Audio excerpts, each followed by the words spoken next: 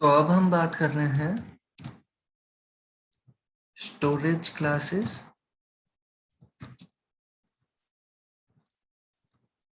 क्या है ये सी प्रोग्रामिंग का क्या टॉपिक है उसे एक बार देखते हैं। एक ऐसा टॉपिक जिसके हेल्प से हम वेरिएबल के बारे में बता सकते हैं कि वेरिएबल का स्टोरेज किस कैटेगरी का है, किस क्लास का है। अच्छा, बाई चांस अगर आप में से कोई भी सी प्लस प्लस भी साथ में अगर पढ़ रहा हो तो क्लास वर्ड से कंफ्यूज नहीं होना। क्लास नाम का सी प्लस प्लस का एक कॉन्सेप्ट रहता है, जबकि यहाँ पे सी प्रोग्रामिंग का ये जो अभी हम डिस्कस कर रहे हैं जो टॉपिक, ये टॉपिक क्लास वर्ड केवल कैटेगरी वाली वर्डिंग में आ रहा है। जैसे आप नॉर्मल कभी सुनते होंगे upper class, lower class, middle class, वैसे ही कुछ मान सकते हैं आप। स्टोरेज क्लास कौन सी, उसकी कैटेगरी कौन सी। तो ये स्टोरेज क्लासेस में हम बात करेंगे कुछ कीवर्ड्स की जो स्टोरेज क्लासेस को डिफाइन करते हैं। Auto keyword, static, extern and register. Auto keyword use में आता है ऑटोमेटिक स्टोरेज क्लास को डिफाइन करने के लिए। Static keyword static storage class को डिफाइन करने के लिए। And extern keyword external storage class को डिफाइन करने के लिए। और register keyword register storage class को डिफाइन करने के लिए।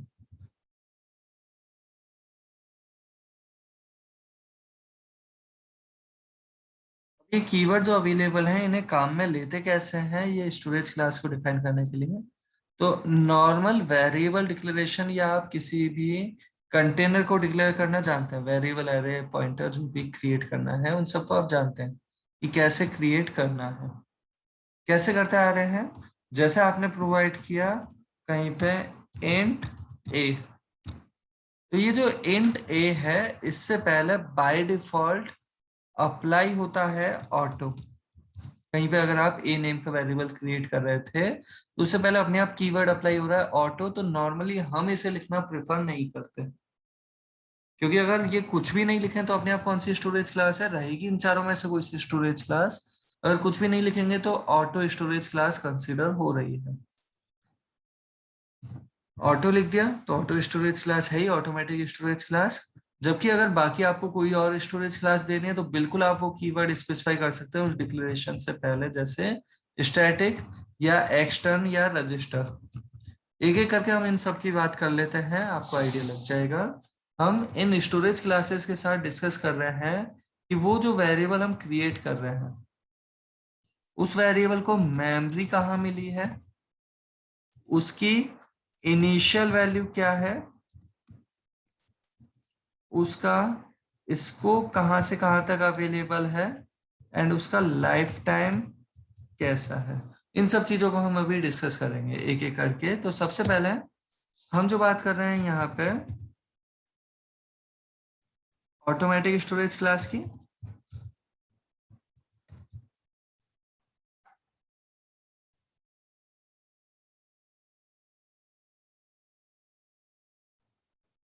जैसे हमने ये प्रोवाइड किया है इंट ए, जिसमें हमने प्रोवाइड कर रखा है अगर 5, तो ये ए नेम का वेरिएबल जो हमने प्रोवाइड किया जिसके साथ हमने कुछ भी नहीं लिखा, तो ये कंसीडर हो रहा है ऑटोमेटिक स्टोरेज क्लास का वेरिएबल। यही काम कर रहे हैं हम, इसे समझने के लिए एक अलग फंक्शन में प्रोवाइड कर रहे हैं।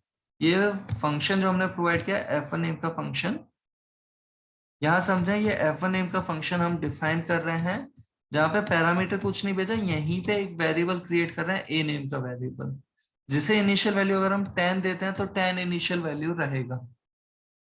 बट अगर इनिशियल वैल्यू प्रोवाइड नहीं की तो बाय डिफॉल्ट इनिशियल वैल्यू क्या होती है इसकी, तो इसे मेमोरी तो मिल रही है रैम के अंदर, random access memory, volatile memory जो होती है जहां मेमोरी मिली लेकिन कंप्यूटर ऑफ होते ही पूरी मेमोरी फ्री हो जाती है। तो मेमोरी तो मिल रही है रैम के अंदर, इनिशियल वैल्यू होती है गार्बेज वैल्यू। कैसी वैल्यू की कुछ तो है, हमें नहीं पता वो वैल्यू कौन सी है, तो वो वैल्यू है गार्बेज वैल्यू।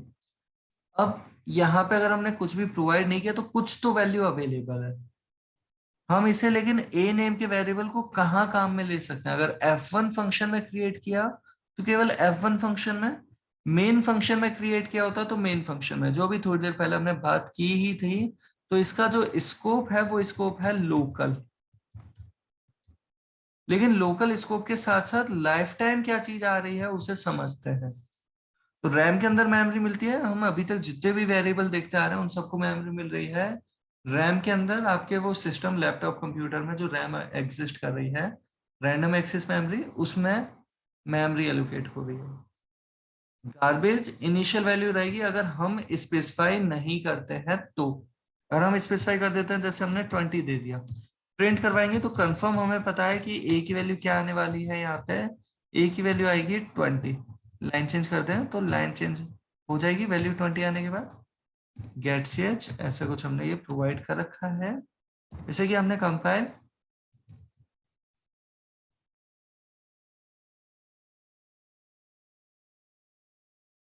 F1 को डिक्लेयर कर लें एक बार। F1 हमने क्योंकि डिफाइन कर रखा है, डिक्लेरेशन हमने नहीं दिया, खुद डिफॉल्ट डिक्लेरेशन देता है और फिर वार्निंग दे रहा है कॉन्फ्लिक्ट कर गया टाइप। तो क्योंकि खुद ने हो सकता है इंटीजर समझाओ रिटर्न टाइप पॉसिबली।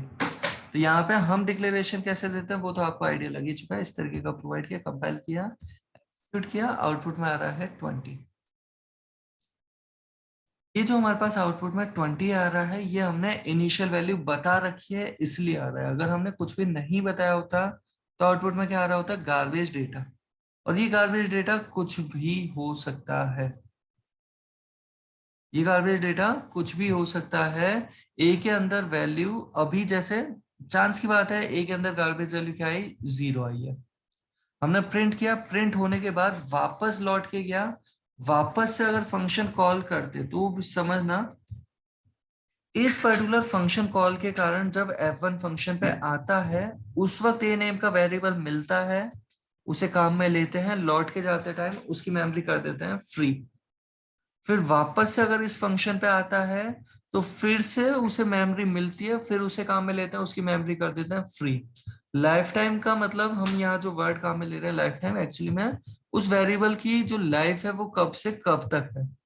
तो उसकी लाइफ टाइम कब से कब तक है वो उसके लोकल स्कोप पे ही डिपेंड कर रही है। उसका लोकल स्कोप जैसे ही कंप्लीट, उसकी लाइफ टाइम कंप्लीट।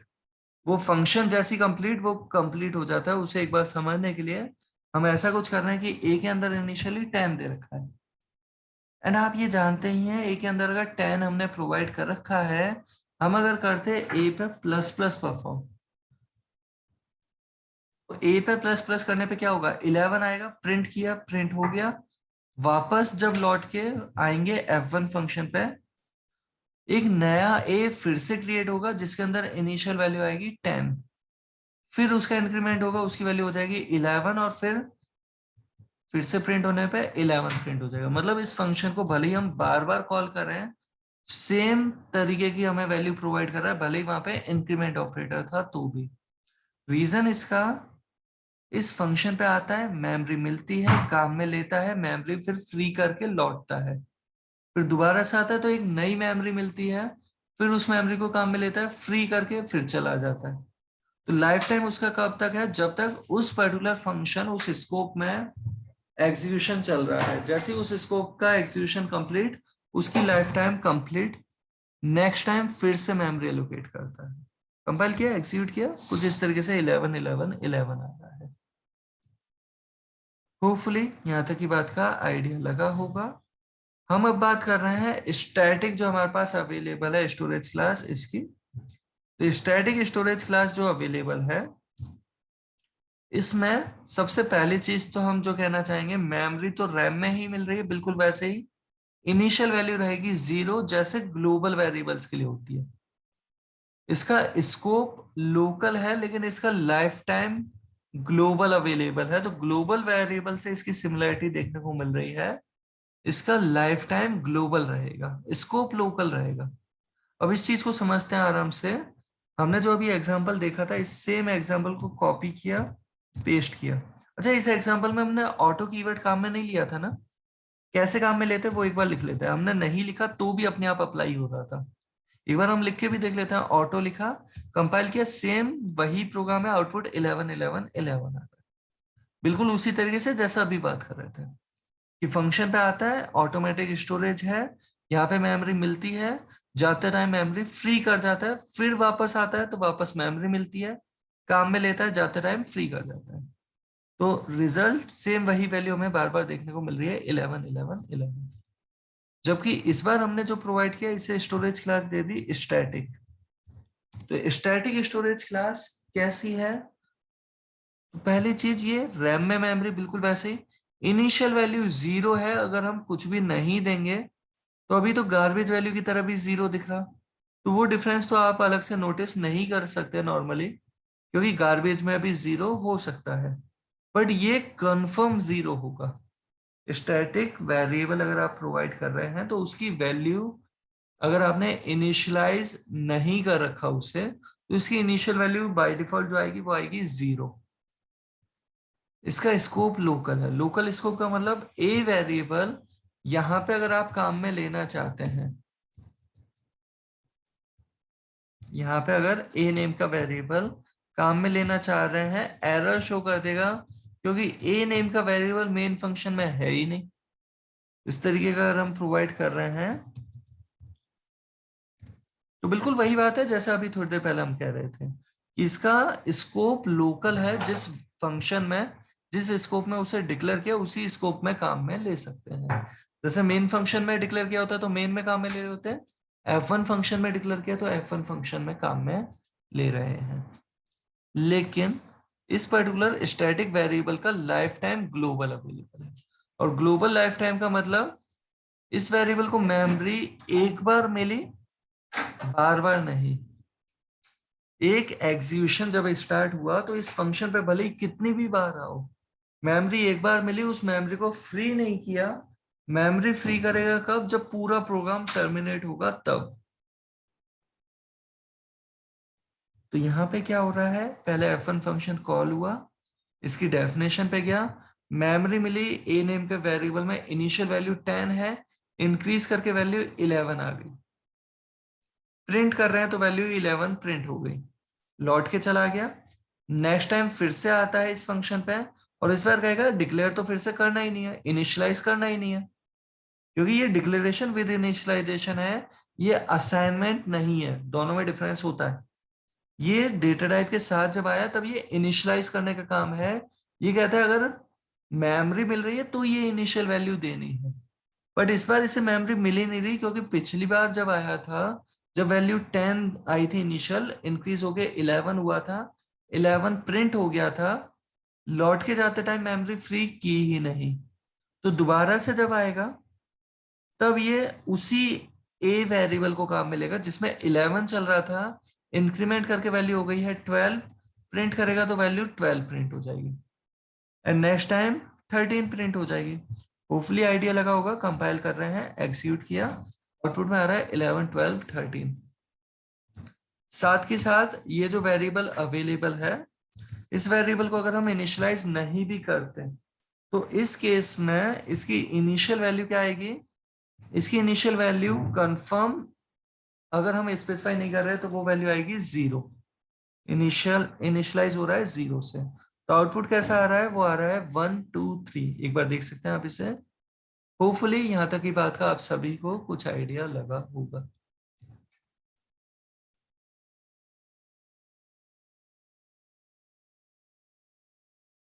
तो स्टैटिक स्टोरेज क्लास के केस में वेरिएबल का लाइफ टाइम ग्लोबल है। एक बार मेमोरी मिल गई तो उसके बाद वो मेमोरी मेंटेन रखेगा, वहीं पे ऑक्यूपाइड रखेगा, और जब पूरा प्रोग्राम टर्मिनेट होगा तब मेमोरी फ्री करेगा। तो इस केस में क्या हो रहा है, जो पिछले इस फंक्शन के एग्जीक्यूशन में वैल्यू हो गई, नेक्स्ट टाइम जब आएगा तो उसी पुरानी वैल्यू के आगे ये वर्क करने लग गया। वैल्यू जैसे इनिशियल वैल्यू जीरो है, वैल्यू इंक्रीज होके 1, नेक्स्ट टाइम उसी 1 पे इंक्रीमेंट होके 2, उसी 2 पे इंक्रीमेंट होके नेक्स्ट टाइम 3 आ रहा है। 1 2 3 हमारे पास ये आउटपुट आ रहा था कुछ इस तरीके से।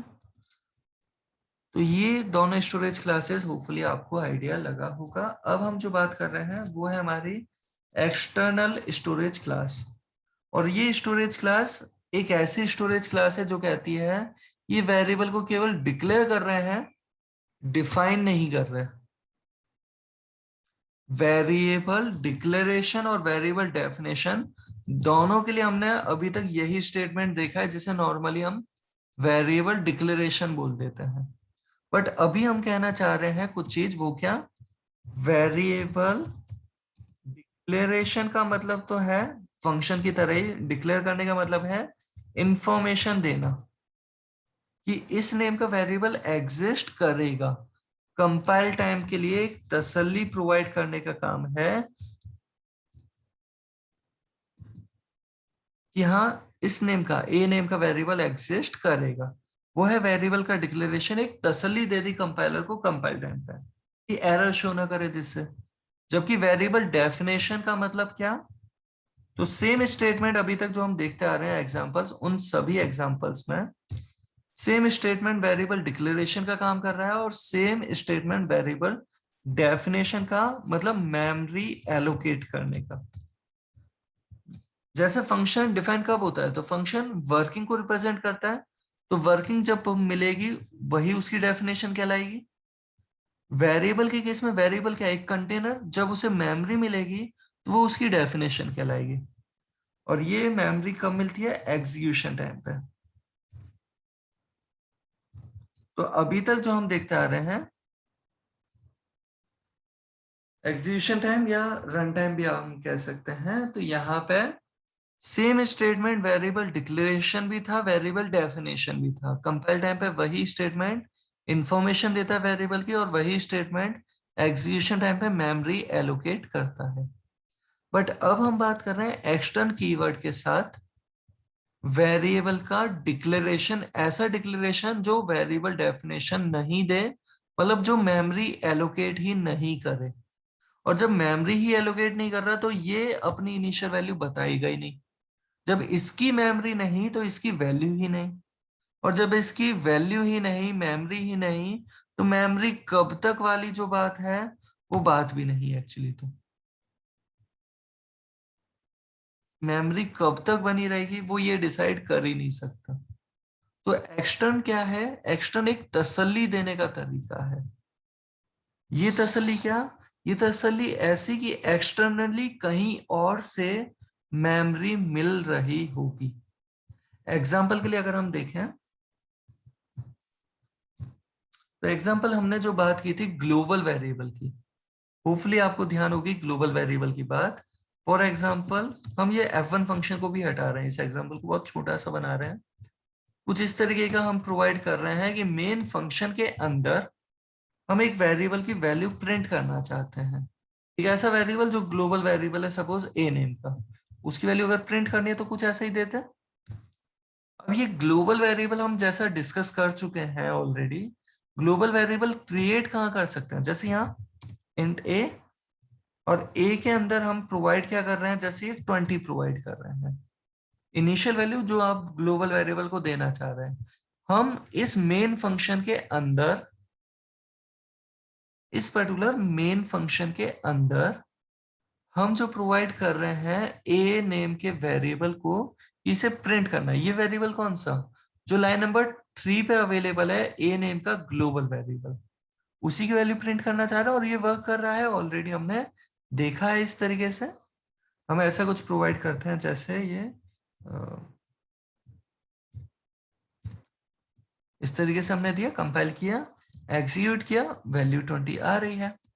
बट फिर भी अगर हम यहाँ पे चाहते हैं मेन फंक्शन के अंदर ए नेम का वेरिएबल काम में ले रहे हो, तो एक तसल्ली अगर हम अपने खुद के लिए देना चाह रहे हैं, पहले कैसे देते हैं? इंट ए, अगर ऐसा देंगे तो गड़बड़ हो जाएगी। वो गड़बड़ क्या? ग्लोबल वेरिएबल था 20, लोकल वेरिएबल आपने फिर से प्रोवाइड कर दिया, और दो अलग अलग स्कोप के वेरिएबल है। ग्लोबल स्कोप का वेरिएबल सारे फंक्शन के लिए है, लेकिन किसी पर्टिकुलर फंक्शन में अगर फिर से लोकल वेरिएबल क्रिएट कर दिया, तो प्रायोरिटी हायर मिलेगी लोकल वेरिएबल को। और इस केस में ए की वैल्यू 20 नहीं आएगी। सेम स्कोप के होते तब तो एरर ही आ रही होती, बट एक है ग्लोबल वेरिएबल, एक है लोकल वेरिएबल, तो एरर तो नहीं आएगी। लेकिन ए की वैल्यू कौन सी आएगी? जो इस लोकल वेरिएबल में अवेलेबल, और क्या वैल्यू है इसकी? Garbage value. वो वैल्यू यहाँ पे आ जाएगी। रीजन इसका, तो इस पर्टिकुलर स्टेटमेंट लाइन नंबर 7 पे आने से पहले ए नेम के दो वेरिएबल एग्जिस्ट कर रहे हैं। एक लाइन नंबर 3 से स्पेसिफाई जो हुआ वो है ग्लोबल वेरिएबल, एक लाइन नंबर 6 से जो स्पेसिफाई हुआ वो है लोकल वेरिएबल। और यहाँ पे दो वेरिएबल एग्जिस्ट कर रहे हैं, ग्लोबल और लोकल। प्रायोरिटी हायर मिलेगी लोकल को। इस केस में आउटपुट में आ रही है गार्बेज वैल्यू। कंपाइल कर रहे हैं, एग्जीक्यूट कर रहे हैं। गार्बेज वैल्यू जैसे यहाँ 0। एक बार समझने के लिए हम यहाँ पे जैसे 5 प्रोवाइड कर देते तो इस ए के अंदर क्या अवेलेबल है 5। कंपाइल कर रहे हैं, एग्जीक्यूट कर रहे हैं, वैल्यू आ रही है 5। लोकल वेरिएबल की वैल्यू आ रही है, ग्लोबल वेरिएबल की नहीं। जबकि हम चाहते हैं यहाँ पे केवल तसल्ली देना, केवल इसलिए जिससे हमें ध्यान रहे कि ए वेरिएबल काम में तो ले रहे हैं लेकिन ग्लोबल वाला। उसके लिए हम क्या लिखते हैं यहाँ साथ में एक्सटर्नल। ध्यान देने की चीज अभी जो हमने कहा था, एक्सटर्नल स्टोरेज क्लास में मेमोरी ही नहीं देता ये, तो ये अपनी इनिशियल वैल्यू प्रोवाइड नहीं कर सकता। हम अगर एक्सटर्न कीवर्ड के साथ ये ए नेम का वेरिएबल क्रिएट कर रहे हैं तो ये केवल तसल्ली है कि एक्सटर्नली कहीं और से ए नेम का वेरिएबल मिलेगा। और कहीं और से अगर ए नेम का वेरिएबल मिलेगा तो इस केस में इसके साथ ये इनिशियल वैल्यू हम प्रोवाइड नहीं कर सकते। इस प्रोग्राम को कर रहे हैं अगर कंपाइल तो ये एरर शो कर रहा है कि ए के साथ आपने दोनों चीज दे दी, एक तो कह दो एक्सटर्न और एक कह दो इनिशियलाइजर। ये इनिशियलाइजर है, इनिशियलाइज करने का तरीका, और ये एक्सटर्न, दोनों चीजें दी ही नहीं जा सकती। यहां पे बात आती है एक्सटर्नल मतलब एक्सटर्नली कहीं और से वो वेरिएबल मिला होगा, जैसे यहाँ पे हमने इस तरीके का दिया। और इस केस में ये क्या है, ये केवल तसल्ली है कि ए नेम का वेरिएबल मिल रहा होगा कहीं और से। बस मेन फंक्शन में हमें दिख जाए कि कहीं डिक्लेयर तो कर रखा है या नहीं, उसके लिए हमने ये ऐसा लिख दिया है। इस केस में ए नेम के वेरिएबल की वैल्यू क्या आएगी, तो यहाँ कोई अलग वेरिएबल क्रिएट हुआ ही नहीं, केवल तसल्ली थी ये कंपाइल टाइम पे। एग्जीक्यूशन टाइम पे ए नेम का एक ही वेरिएबल एग्जिस्ट कर रहा है यहाँ पे आते टाइम, और ए नेम का वो वेरिएबल है ग्लोबल वाला जिसके अंदर वैल्यू चल रही है 20। इस केस में आउटपुट में आ जाएगा 20। होपफुली यहाँ तक की बात का आइडिया लगा होगा, लेकिन अभी लग रहा होगा ये तो जबरदस्ती का सा काम है, इसकी जरूरत क्या थी। तो एक बार हम इसे कमेंट कर रहे हैं।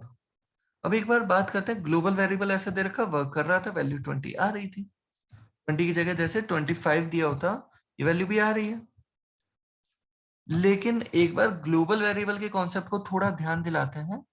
ग्लोबल वेरिएबल एक ऐसा वेरिएबल जिसे किसी फंक्शन के अंदर डिक्लेयर नहीं किया, बाहर डिक्लेयर किया, जो कंपाइल टाइम पे नोट हो गया और प्री एग्जीक्यूशन टाइम पे जिसे मेमोरी मिल गई। जो इनिशियल वैल्यू स्पेसिफाइड है वो इनिशियल वैल्यू के साथ, और मेमोरी फ्री होती है जब पूरा प्रोग्राम टर्मिनेट होता है तब। और इस पर्टिकुलर वेरिएबल को किसी फंक्शन के अंदर डिक्लेयर नहीं करना है, बाहर डिक्लेयर करना है। लेकिन ये नहीं कहा हमने कि पहले डिक्लेयर करना है, आप बाद में भी डिक्लेयर कर सकते हो, तो भी कहलाएगा ग्लोबल वेरिएबल। लेकिन इस पर्टिकुलर केस में एक एरर आएगी। इस तरीके से देना गलत नहीं है, लेकिन जो एरर आ रही है वो एरर क्या, जब प्रोग्राम कंपाइल होते हुए आ रहा है तसल्ली मिलनी चाहिए थी कि ए क्या चीज है, वो तो तसल्ली मिली नहीं है अभी तक। और लाइन नंबर 7 पे ए को काम में लेना स्पेसिफाई कर रखा है, तसल्ली मिलेगी लाइन नंबर 10 पे। एग्जीक्यूशन टाइम के लिए कोई प्रॉब्लम नहीं है, अभी जो प्रॉब्लम है वो है कंपाइल टाइम के लिए। और कंपाइल टाइम के लिए क्या प्रॉब्लम है, तो कंपाइल टाइम के लिए क्या प्रॉब्लम, कि लाइन नंबर 1 से जब कंपाइलेशन स्टार्ट हुआ, हर एक लाइन कंपाइल करते हुए आ रहा है, हर एक चीज पहचानना है उसे। और जब हर एक चीज पहचानना चाह रहा है, लाइन नंबर 7 पे पहुंचा, और लाइन नंबर 7 पे ए काम में ले रहा है और ए की कोई तसल्ली ही नहीं मिली है। ए हमने ग्लोबल वेरिएबल दिया है जिसे यहाँ पे दिया जा सकता है, बिल्कुल भी गलत नहीं है ये चीज। लेकिन जब इस तरीके का आप कुछ देना चाह रहे हैं तो इस केस में वो तसल्ली मिलनी चाहिए कि ए नेम का वेरिएबल मिल जाएगा। वो तसल्ली अगर नहीं दी तो एरर शो कर रहा है कंपाइल टाइम पे, ए अनडिक्लेयर्ड वाला मैसेज। जबकि बाद में ए मिल रहा है, लेकिन बाद में मिल रहा है, पहले मिलनी चाहिए थी तसल्ली। इसके लिए हम दे रहे हैं क्या, तो अगर हमने यहाँ पे ए नेम का इस तरीके से वेरिएबल क्रिएट किया होता तो सेम वही प्रॉब्लम आ जाती कि ग्लोबल वेरिएबल जिसमें 30 है और लोकल वेरिएबल है जिसमें गार्बेज है, प्रिंट किसे करेगा, गार्बेज वाले को। जैसे 0 था, जैसे इसमें 10 होता या 7 होता, 7 प्रिंट करेगा। बट हम चाहते हैं यहाँ पे केवल तसल्ली देना, ये स्टेटमेंट ए का डिक्लेरेशन देना, उसे मेमोरी देने के लिए नहीं देना चाहते। ये वेरिएबल डेफिनेशन नहीं, केवल वेरिएबल डिक्लेरेशन के लिए देना है। तो उस केस में हमने प्रोवाइड किया एक्सटर्न कीवर्ड, और एक्सटर्न कीवर्ड के साथ इसे इनिशियलाइज नहीं किया जा सकता, क्योंकि ये स्टेटमेंट ए को मेमोरी नहीं दे रहा। ये कह रहा है बाहर कहीं और से मेमोरी मिल जाएगी, ये केवल तसल्ली दे रहा है कि हाँ तसल्ली दे दी, ए मिल जाएगा। तो लाइन नंबर 7 पे ए को काम में लेने पे उसे लगेगा कि हाँ ए मिल जाएगा, और इस केस में कोई एरर नहीं आएगी क्योंकि फाइनली ए मिल गया। ग्लोबल वेरिएबल जो वहां काम में लिया जा सकता है। कंपाइल किया, एग्जीक्यूट किया, वर्क कर रहा है, वैल्यू 30 आ गई है। एंड अगर आपको यहां तक की बात का आइडिया लगा तो एक चीज और कर रहे हैं, वो क्या, अगर बाई चांस केवल तसल्ली दी, बट केवल ही तसल्ली रह गई कि उसे मेमोरी देना भूल ही गए, तो उस केस में क्या होगा, ये जब कंपाइल कर रहे हैं तो लिंकिंग एरर आ रही है, एक ऐसी एरर की अनडिफाइंड रेफरेंस टू ए, कि ए नेम का एक रेफरेंस क्रिएट करोगे, वो कहा तो था कि ए कुछ होगा, ए को काम में ले रहे हो, कोई दिक्कत नहीं लग रही, अनडिक्लेयर नहीं कह रहा, ये कह रहा है उसका रेफरेंस नहीं मिला कि ए कब क्रिएट किया वो पता ही नहीं चला। यहाँ पे ये एरर जो आ रही है वो किस लिए आ रही है, कि तसल्ली मिली, मेमोरी नहीं मिली। हमें तसल्ली और मेमोरी दोनों चीज देनी है, तो कुछ इस तरीके से हम ये प्रोवाइड कर रहे हैं।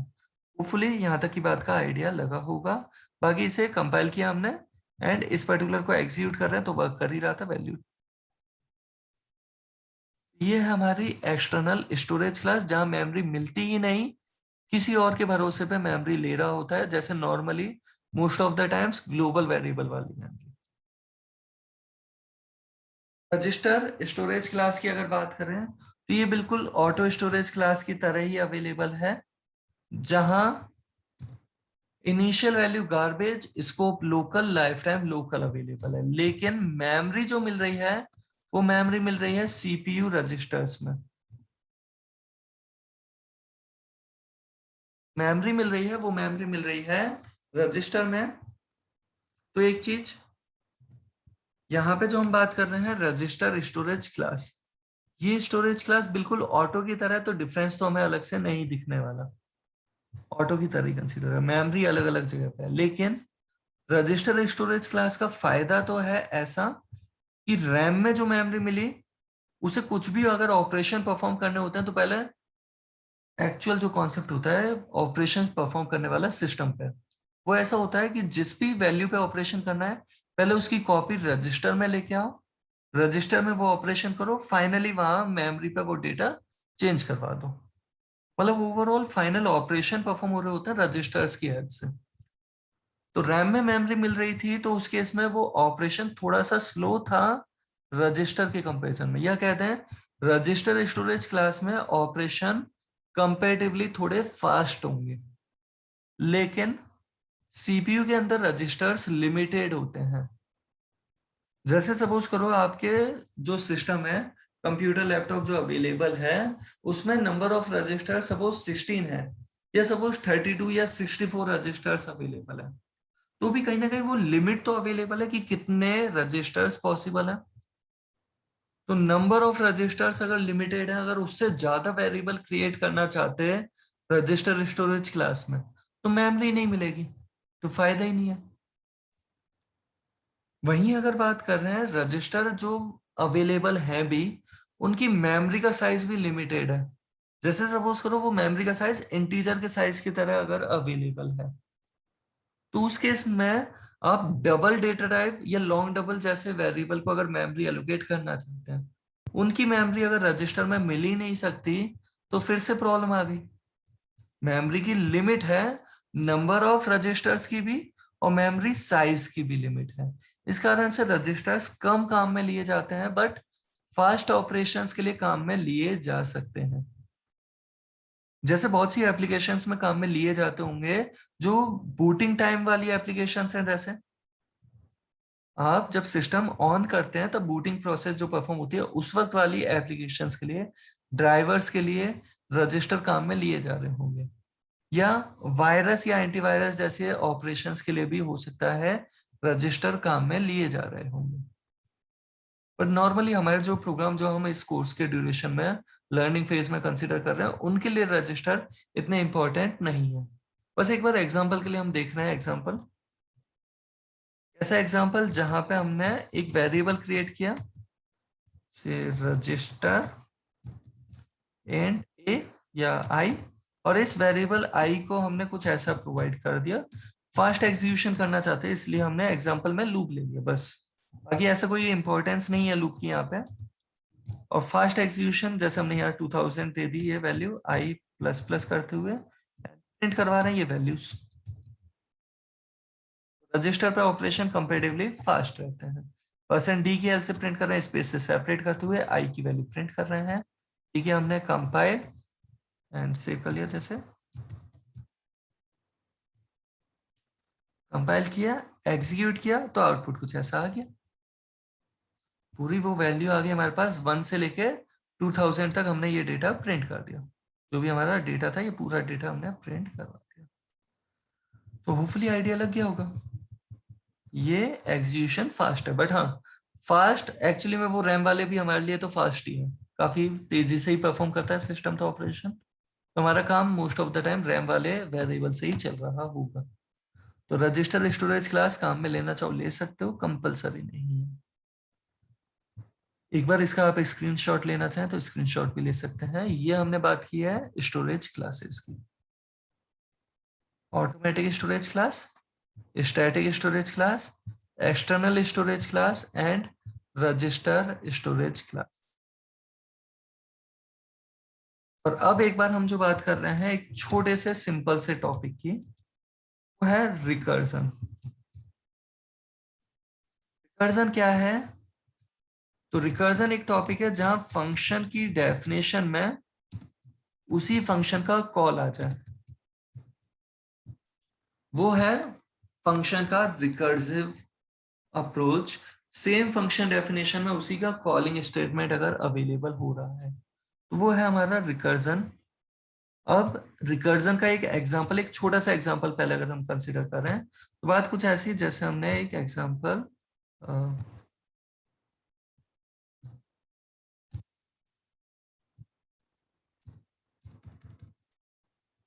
ओके कोई सा भी हम एक एग्जांपल यहां से ले रहे हैं ना, फॉर एग्जांपल दिस वन, हमने ये पूरा किया कॉपी, यहां बस एक छोटा सा टास्क कर रहे हैं, वो क्या, सबसे लास्ट में हम मेन फंक्शन को कॉल कर रहे हैं।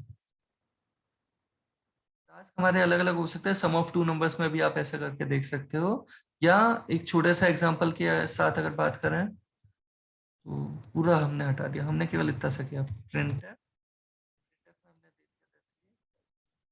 लिए केवल इतना सा दिया ना, क्योंकि रिकर्जन का एग्जांपल देखना है तो बिल्कुल ऐसा एग्जांपल भी हो सकता है। वो पता लगा यूजफुल एग्जांपल की बात हम बाद में करेंगे। अभी जो ये एग्जांपल अवेलेबल है इसमें क्या होगा, मेन फंक्शन अपना काम करेगा, और काम क्या है, हेलो प्रिंट कर दिया, प्रिंट करने के बाद गेट ch कैरेक्टर रीड करने के लिए रुकेगा, और फिर क्या कर दिया हमने, मेन फंक्शन को ही कॉल कर दिया, और कॉल कर दिया तो फिर से मेन फंक्शन अपना काम करेगा। काम क्या करेगा, मैसेज प्रिंट कर रहा है, रीड कर रहा है, फिर अपना काम। तो इस चीज को समझा, अगर रिकर्जन इस तरीके से प्रोवाइड कर दिया तो एक इनफाइनाइट प्रोसेस में ये चलता रहेगा। ये लूप नहीं है, लेकिन रिकर्जन की हेल्प से लूप जैसे इम्प्लीमेंटेशन किया जा सकता है। तो हमने ये जो प्रोवाइड किया है प्रोग्राम को, किया हमने कंपाइल एंड एग्जीक्यूट। इस पर्टिकुलर केस में हेलो आ गया, जैसे ही हम गेट ch के लिए कोई कैरेक्टर देते हैं वापस से मेन फंक्शन काम करता है, फिर हेलो आ गया, फिर कैरेक्टर देते हैं। तो समझे ये क्या अप्रोच हो रही है, एक फंक्शन के अंदर फंक्शन कॉल हो रहा है, लेकिन कोई दूसरा फंक्शन कॉल होने की जगह वो खुद को ही कॉल करने लग गया, तो खुद ही को परफॉर्म करने में वो बिजी हो चुका है, इनफाइनाइट प्रोसेस में जा चुका है। और इसी का एक यूजफुल एग्जांपल की अगर हम बात कर रहे हैं तो बात ऐसी, जैसे फैक्टोरियल आप कैलकुलेट करते हैं, फैक्टोरियल ऑफ 5 क्या होता है, वो होता है 5 into 4 into 3 into 2 into 1। और इस चीज को अगर ध्यान से देखें तो हम इसे ऐसा भी कुछ कह सकते हैं कि फैक्टोरियल ऑफ 5 होता है, वो होता है 5 into फैक्टोरियल ऑफ 4। उसी की वर्किंग में उसी को काम में ले लिया। यहीं पे अगर बात करें फैक्टोरियल 4 क्या होता है, तो वो होता है 4 इंटू फैक्टोरियल ऑफ 3। अगर आप उसी की वर्किंग में उसी का यूज समझ पा रहे हैं तो फैक्टोरियल आप इस पर्टिकुलर अप्रोच को काम में ले सकते हैं, इस रिकर्सिव अप्रोच को। जैसे फैक्टोरियल 3 का क्या होता है, 3 इंटू फैक्टोरियल ऑफ 2। बट उसकी एक लिमिट जरूर फाइंड आउट करना कि उसे रुकना कब है, क्योंकि इस तरीके से अगर वो चलता जा रहा है, 2 का फैक्टोरियल क्या होगा, 5 का, 4 का, 3 का, 2 का, 1 का। तो 1 का फैक्टोरियल क्या होगा, 1 इंटू फैक्टोरियल ऑफ 0 कह सकते हैं, क्योंकि फैक्टोरियल ऑफ 0 मैथ का जो कॉन्सेप्ट है उसमें वैल्यू क्या आती है, वहां पे 1 आती है। लेकिन फैक्टोरियल ऑफ 0 को इस तरीके से नहीं कहा जा सकता। फैक्टोरियल ऑफ 0 की वैल्यू इस तरीके से अगर कहते तो 0 इंटू समथिंग आता, जबकि फैक्टोरियल 0 की वैल्यू होती है 1। तो फंक्शन जो हम डिफाइन करना चाहेंगे फैक्टोरियल का रिकर्सिव मैनर में, वो फंक्शन कैसा रहेगा, जैसे लॉन्ग रिटर्न टाइप प्रोवाइड किया, फैक्टोरियल फंक्शन एक वैल्यू आती है उसके पास, वो वैल्यू अगर हमारे पास, हमने इफ से चेक की कि अगर वो वैल्यू 0 के इक्वल है, तब तो क्या रिटर्न कर रहे हैं, तब तो रिटर्न कर रहे हैं 1। नहीं तो रिटर्न करेंगे किसे, n into factorial of n-1। और इस तरीके से वो हमारा फंक्शन कंप्लीट भी हो गया, बिना लूप दिए हमारा काम हो जाएगा। तो इसकी बात करेंगे हम बाद में, आज के लिए इतना ही। होपफुली आपको आइडिया लगा होगा।